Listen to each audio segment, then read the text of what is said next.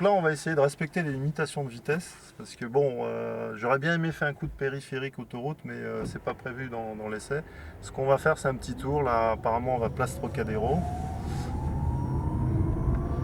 voir la Tour Eiffel, et on va essayer de respecter les limitations de vitesse en ville.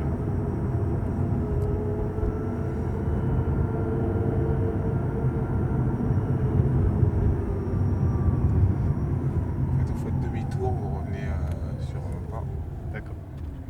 On va faire ça.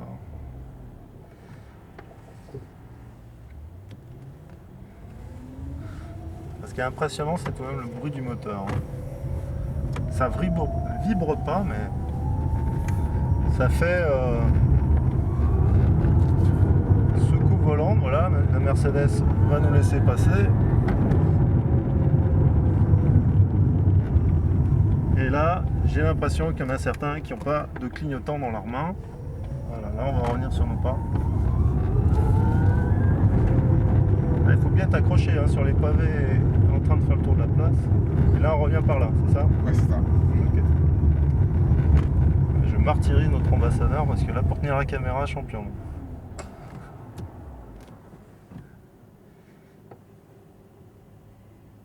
Ce qui est agréable, alors, c'est le silence absolu à l'arrêt. On a l'impression qu'elle a calé. Ouais, on a même l'impression qu'elle a calé. Mais où est le moteur là? Mince, j'ai plus passé la vitesse. Par contre, vous appuyez sur la pédale. Là, vous entendez tout de suite le moteur. C'est clair. Donc là, c'est un peu compliqué de faire une accélération parce qu'il y a plein de voitures qui se garent, qui sont double le fil. Non, ça fait sous-coupe volante, franchement. Bon, le bruit du moteur, certains vont trouver que c'est dérangeant, mais on a l'impression d'en avoir sous le pied.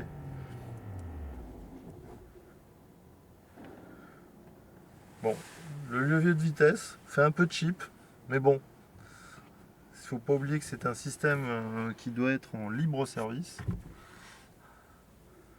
Je peux dire que la clim, Alors, est-ce qu'il y a la clim d'ailleurs? On est un peu sur soi. Alors, il n'y a pas la clim, il y a juste le chauffage, ça c'est sûr. On voit bien le chauffage. Alors, on va se faire un petit tour. Quand j'ai mis les phares, ouais, je sais plus si je les ai mis. Je vais mettre un peu les phares parce que les gens ne voient pas. Bon, alors attention, 1, 2, 3.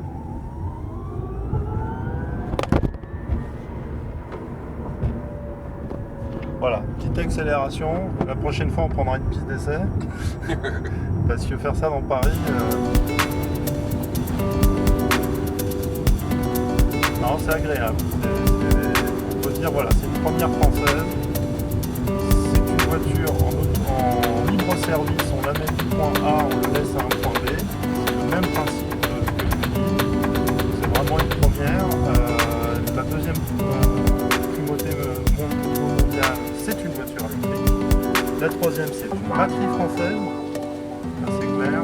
Et la quatrième, à terme, il y aura 3000 véhicules. Donc, je suis curieux de voir les 3000 véhicules rouler dans Paris, les 46 communes, parce que ce sera une des plus grandes flottes de voitures électriques au monde. Je n'ai pas encore entendu parler de projets similaires. Si fin 2012, il y a bien 3000 cars auto en service pour Paris, sa région parisienne, ce sera vraiment la plus des plus grandes flottes au monde. Là, je vais à droite. Non, c'est tout droit.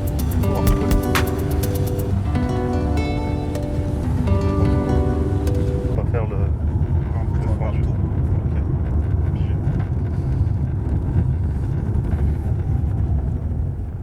Alors, est-ce que les piétons nous remarquent tout de même? Il nous voit, ouais, il nous remarque, Ouais. mais il ne nous entend pas forcément. Ouais. Donc c'est pour ça qu'il y a un petit bouton à droite. Donc là, c'est quoi? C'est pour Appuyez sur activer. le bouton. Vous entendez le petit signal sonore? Ouais, donc c'est un système, donc si j'ai bien compris, qui crée un petit bruit. Pour les autres usagers, les piétons, quoi. D'accord. Et si j'appuie là, il n'y a plus ce signal. Il y a Donc c'est un plus bruit ce artificiel pour. Pour les usagers Mais est-ce que c'est vraiment nécessaire? Est-ce que le bruit des pneus suffit pas? Non, pas forcément. Ouais. Il peut y avoir des piétons qui ont des problèmes au niveau de l'écoute, donc Ouais. ils n'entendent pas forcément. D'accord.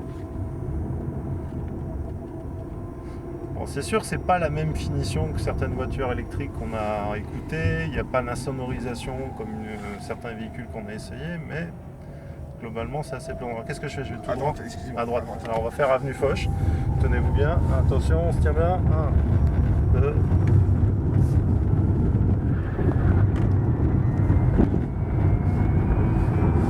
On est pas là. Ok, ok, d'accord. Oula. Non, c'est ça, un petit peu.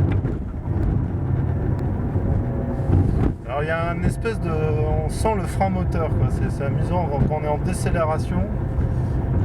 C'est assez bizarre comme sentiment. Donc là, je veux dire que tenir la caméra sur les pavés, ça va pas être évident. Ça va me faire les bras. Voilà, mais il faut penser au gars qui filme le Paris-Roubaix là, en vélo là, sur les pavés. Ça va être sympa. Ouais. Non, c'est... Bon, c'est une sensation bizarre. Ça ressemble à l'arrière d'une classe A. On a Là, on a vraiment la vision, une bonne vision sur le côté, avec ces petites fenêtres sur le côté. C'est la grande mode en ce moment. Donc ça marche bien. Non, je dirais, voilà.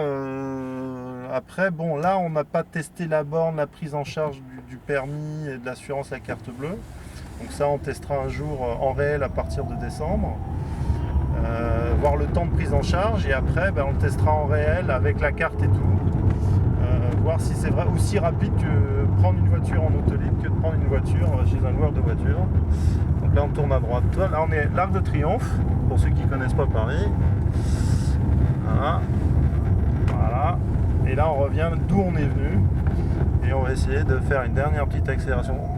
Sans dépasser 70, c'est possible. Voilà, 70. Sans dépasser. Attention, décélère. Voilà, le but c'était de faire un rallye électrique à Paris. Ça, on l'a pas dit. Bah écoutez, pour l'instant, il y en a sous le pied. Franchement, elle tient bien la route. Je pense que c'est une bonne petite voiture pour aller dans Paris. Ça fait pas mal de bruit au niveau du moteur électrique tout de même. Moi je suis déçu par ça, mais il faut bien dire que c'est une voiture libre-service. Ça n'a aucune prétention d'être une voiture commercialisée avec la finition pour du grand public. Mais c'est tout de même vraiment pas mal comme concept. Donc je pense qu'on a tout de même un confort suffisant pour ce qu'on attend, quoi.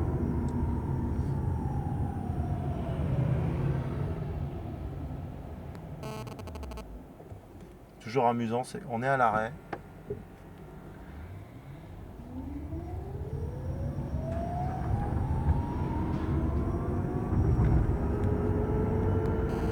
Alors là, on va découvrir la fameuse station Autolib. Il y a plusieurs petites voitures et on va essayer de faire un créneau ou pas. On va voir où on va devoir se mettre. Alors ce qui est bien, c'est qu'on n'a pas cherché de parking normalement. Voilà. Donc là, on va se garer. Marche arrière.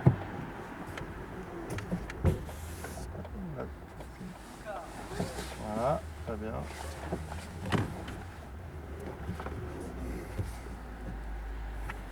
Et franchement, elle braque pas mal. Là, je suis en train de la tester sans l'arrêt. Contre la marche arrière, ça crapote un peu, c'est bizarre. Alors, je suis déjà contre le trottoir. Non, c'est en neutre. Voilà, neutre, je me mets en D. Donc là, je teste pour vous le créneau. Voir la précision. En tout cas, très bon angle de braquage. Il y a un bouton pour le bouton là, Ouais. au niveau de la direction. Oui, pourquoi faire ça? C'est pour qu'elle soit un peu plus souple encore. Ah oui, tiens, ça c'est amusant. Ça. On a vraiment là, le volant est un peu moins dur. Donc ce qui est beaucoup plus agréable, je trouve, pour les créneaux, petite marche arrière. Donc là, je vais faire un petit bilan de tout ça. Bah, bilan de tout ça, franchement, je crois que ça va être un grand succès populaire. Parce que vous aurez un grand avantage, c'est que vous n'aurez pas à chercher votre place de parking. Vous prenez une voiture de location, Vous prenez la place de parking. À mon avis, ça va être très très populaire. La seule question qu'on se pose tous, c'est est-ce qu'en termes de logistique, toutes les stations vont être pourvues? Est-ce que les gens vont pouvoir trouver facilement une place quand ils vont restituer la voiture? Ce qui est valable pour le Vélib, c'est la grande inconnue pour l'Autolib. Merci en tout cas.